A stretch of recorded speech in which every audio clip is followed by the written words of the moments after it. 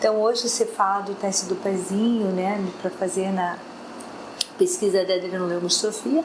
A gente sabe que o teste do pezinho não é uma coisa tão simples, né, é uma coisa complexa, tem critérios, tudo para você fazer o teste do pezinho. Mas nos Estados Unidos, eles começaram desde 2014, né, a tentar pôr, e não foram assim tão simples também, foi graças a uma família que fez uma pressão a nível governamental para que entrasse a pesquisa da adrenoleucodistrofia, que é a dosagem dos ácidos graxos de cadeia muito longa, né, já no que o bebê nasce.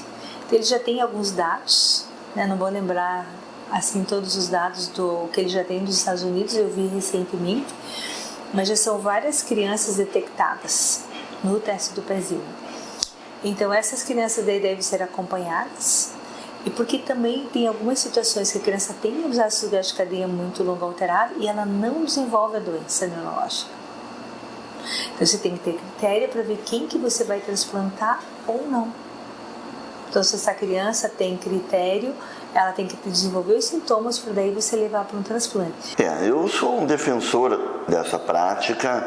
Eu vivi na minha carreira um exemplo bem clássico disso que nós estamos falando, referente a uma outra doença, que é a fibrose cística. Então eu trabalhei com pessoas, pacientes com essa doença, por muitos anos, antes de existir o teste para o rastreamento dessa doença, no teste do pezinho. E nos últimos 15 anos, esse rastreamento é feito no teste do pezinho no Brasil. A história natural dessa doença nos pacientes brasileiros com fibrose cística, ela pode ser dividida antes e depois do teste do pezinho. Eu disse a história natural da doença, porque depois do teste do pezinho, essas pessoas são diagnosticadas muitas vezes antes de ter os primeiros sinais e sintomas da doença, nos primeiros 2, 3 meses de vida. E os médicos já estão de olho nessas crianças, porque o teste já sugeriu que elas possam vir a desenvolver a fibrose cística.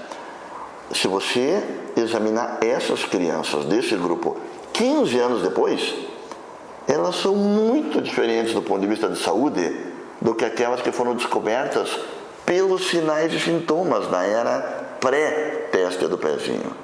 Aqui aconteceria a mesma coisa. A enorme maioria dos pacientes que são diagnosticados com adrenoleucodistrofia, eles não têm a chance do tratamento no dia de hoje, no mundo inteiro. Porque a maioria deles já tem alterações importantes do sistema nervoso central e nem o transplante de medula já não serve mais para eles. E aí os tratamentos passam a ser paliativos, mas não para tentar segurar o avanço da doença. Então o teste do pezinho no futuro, né, espero que não esteja muito longe disso, é a salvação dessas crianças. Por quê? Porque se você não faz, você vai estar, já a incidência alta, não é tão rara assim. Então você vai ter quantas crianças que vão perder sua vida, e muitas vezes esses pacientes não morrem precocemente, eles vivem anos, certo? E com isso, o prejuízo familiar, social que você tem numa criança, que poderia ser uma pessoa normal, produzindo até para o próprio país, né? E com uma vida normal para toda essa família.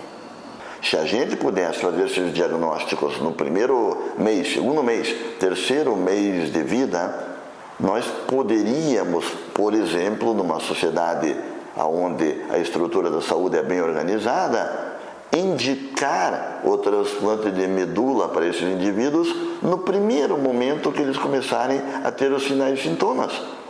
Haveria uma mudança dramática na sobrevida e na qualidade de vida dessas pessoas. Existe. Eu sei, a vida não para.